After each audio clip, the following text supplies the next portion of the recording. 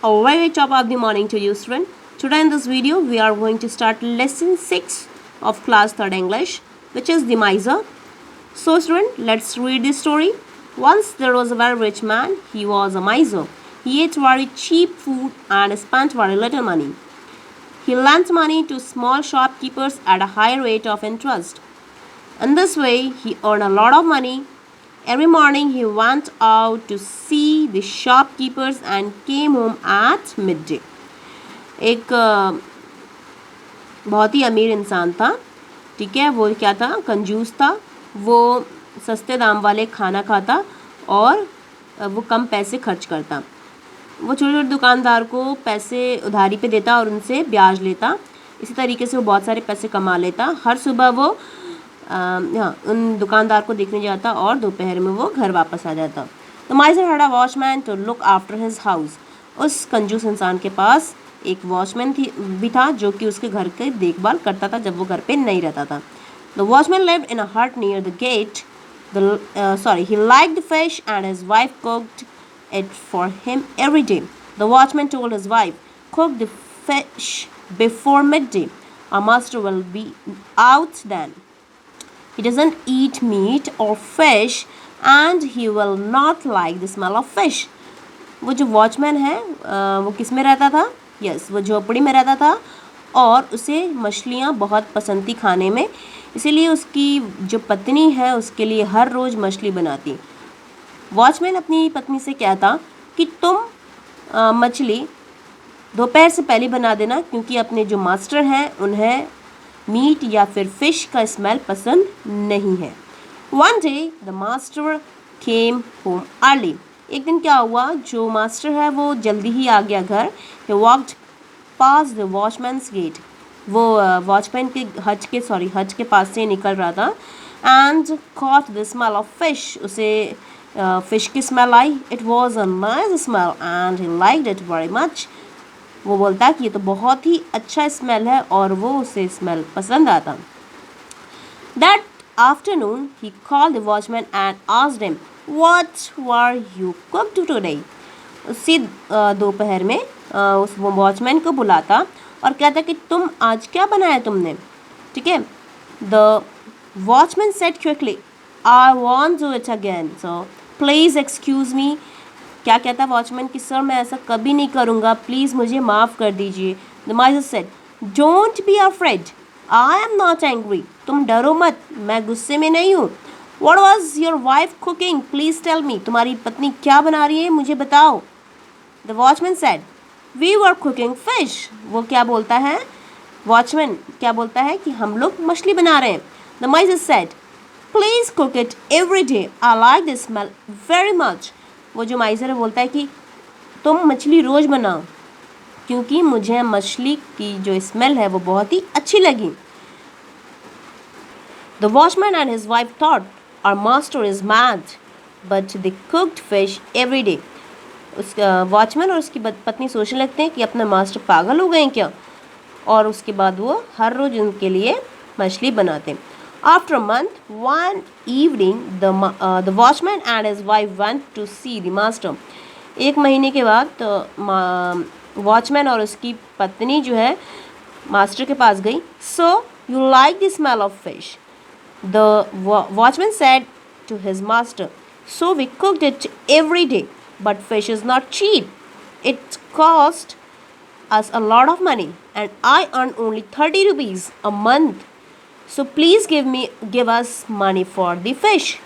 क्या कहता, सर आपको फ़िश पसंद है, आपको फ़िश का स्मेल अच्छा लगा, इसीलिए हम लोग आपके लिए रोज़ मछलियाँ बनाते थे, पर जो मछली का दाम है वो कम नहीं है, वो सस्ती नहीं है, वो बहुत ही महंगी है और मैं महीने के बस 30 रुपये ही कमाता हूँ. कृपया करके हमें मछली ख़रीदने के लिए पैसे दीजिए. The miser thought for a while. Then he said, all right, wait here. He went into his room and shut the door behind him. He looked out some silver coins from a bag. He took out some silver coins from a bag. He dropped them on one by one on the floor. The watchman and his wife heard the twinkle of the coin and were very happy. They said, he is going to give us all that money. तो क्या होता है, माइज़र जो है वो बोलता है कि पहले तो कुछ सोचता है, उसके बाद बोलता है कि ठीक है तुम लोग यहीं रुको, और उसके बाद वो अपने घर में चला जाता है और दरवाज़ा लगा लेता है। वहाँ से वो एक बैग में सिल्वर कॉइन यानी कि चांदी के सिक्के भर के लेकर आता है और एक एक करके वो ज़मीन पे फेंकने लगता है। उसकी वॉचमैन की पत्नी और वॉचमैन देखते हैं उसे और बहुत ही खुश होते हैं, वाह ये कितना चमक रहा है, और बोलते हैं कि अपना मास्टर जो वो है पूरा अपन को ये पैसे देने वाला है क्या। After some time, their master came out and sat down on a chair. He then asked the watchman and his wife, "Did you hear the twinkle of the coins?" क्या होता है, थोड़ी देर बाद मास्टर वहाँ से हटकर और एक कुर्सी पे बैठ जाता है और बोलता है कि क्या तुम लोगों ने इसकी चमक देखी कॉइन की। "Yes sir, we did," said the watchman. जो वॉचमैन है बोलता है कि हाँ सर हमने देखी। "Did you enjoy it?" asked the miser. जो माइज़र है वो कहता है कि क्या तुमने इसे इन्जॉय करा, यानी कि तुम्हें मज़ा आया क्या। "Yes sir," said the watchman and his wife. Watchman की वाइफ और वॉचमैन कहते हैं हाँ सर मज़ा आया। The miser then said, "All right, I enjoy the smell of your fish and you enjoy the sound of my coin. I don't ask for your fish, so you don't ask for my money. Now go away." तो माइज़र क्या कहता है, ठीक है देखो मुझे तुम्हारे fish का स्मेल अच्छा लगा और तुमने मेरे कॉइन का चमक तुम्हें अच्छा लगा, ठीक है मज़ा आया तुम्हें देखकर और मुझे तुम्हारे फ़िश का स्मेल सुनकर मज़ा आया, तो मैं तुम्हारे फ़िश के बारे में नहीं पूछूंगा और तुम भी मेरे पैसे के बारे में नहीं पूछना, और जा यहाँ से। Now we have word meaning, that is coin. First one is coin. Coin का मतलब होता है सिक्का, ठीक है। चीप का मतलब होता है सस्ता। कॉस्ट का मतलब होता है जो भी, अगर आप कुछ भी चीज़ खरीद रहे हैं उसके आपको उसके लिए आपको कुछ पे करना पड़े, दैट इज़ कॉस्ट, ठीक है। मनी भी हो सकता है या फिर वो कुछ चीज़ भी, उसके बदले कोई चीज़ भी आप पे कर सकते हैं, ठीक है। अर्न का मतलब होता है आप काम कर रहे हैं और उसके बदले आपको जब पैसे मिले उसे अपन अर्न कहते हैं। एन्जॉय का मतलब होता है मज़ा, ठीक है। एक्सक्यूज़ का मतलब होता है माफ़ करना। इंटरेस्ट का मतलब होता है ब्याज। लेंड का मतलब होता है जब कोई एक इंसान दूसरे इंसान को पैसे दे और कोई उसने शर्त रखी हो, ठीक है, उसे अपन कहते हैं लेंट। मिड डे का मतलब होता है दोपहर 12 बजे, उस टाइम को अपन मिड डे कहेंगे। माइज़र का मतलब होता है कंजूस। ट्विंकल का मतलब होता है चमक। In the next page we have word power.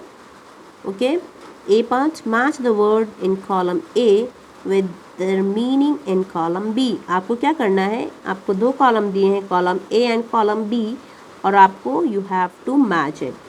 So first one is length. Length का मतलब क्या होता है, first of all हम ये काम करते हैं कि जो सारे हैं वन बाय वन पूरे पढ़ लेते हैं। लेंथ, माइज़र, इंटरेस्ट और ट्विंकल। नाउ इनका यहाँ पर जो मीनिंग दिया वो पढ़ लेते हैं। Extra money that one has to pay back when borrow. A light, high ringing sound. A man who lives money but doesn't spend it. Okay, it give money to somebody for a definite period. So अपन ने इस पूरे को पढ़ लिया। Now अब अपन इसको करने के लिए अपन इसे कर सकते हैं। लंच का मतलब क्या होगा, लंच का मतलब होगा पैसे उधारी देना, ठीक है। माइज़र का मतलब क्या होगा, बहुत ही कम पैसे खर्च करना। एक्स्ट्रा मनी नॉट, हाँ this is a man who love money but doesn't spend it, okay ये होगा। इंटरेस्ट का मतलब क्या होगा, extra money, okay. And twinkle का मतलब होगा that is a light high ringing sound, okay. तो ये अपना हो गया match the following. You can give it number also. तो ये हो गया आपका फर्स्ट वाला, एंड ये हो गया आपका सेकंड वाला, and this is third, and this is fourth. Now come to the next part, fill in the blanks with the word given. Word कौन कौन से अपन के पास? Watchman, cheap, silver, earn, sound, ये सारे वर्ड अपन को दिए हैं और इन सभी वर्ड को इनके अकॉर्डिंग जहाँ ये फिक्स हो रहे हैं इन फिल इन में अपन उसमें फिल करेंगे, ठीक है। अपन को 5 फिल इन भी दिए हैं, 5 अपन को वर्ड भी दिए हैं। Now let's read the that sentence. I can hear the dash of the church bell. Second is there is a dash in my colony. Third is iron is a heavy metal but dash is light. Fourth is my brother dash rupees 500 a day. Fifth one is salt is dash but sugar is costly. Now what we will do? We will fill it. Okay, first one is I can hear the dash of the church bell. तो क्या here करेंगे अपन? Sound करेंगे ना, तो यहाँ पर अपन क्या लिखेंगे? Sound, SOUND, sound. Next one is there is a dash in my colony. हमारी कॉलोनी में क्या होता है? Yes, watchman.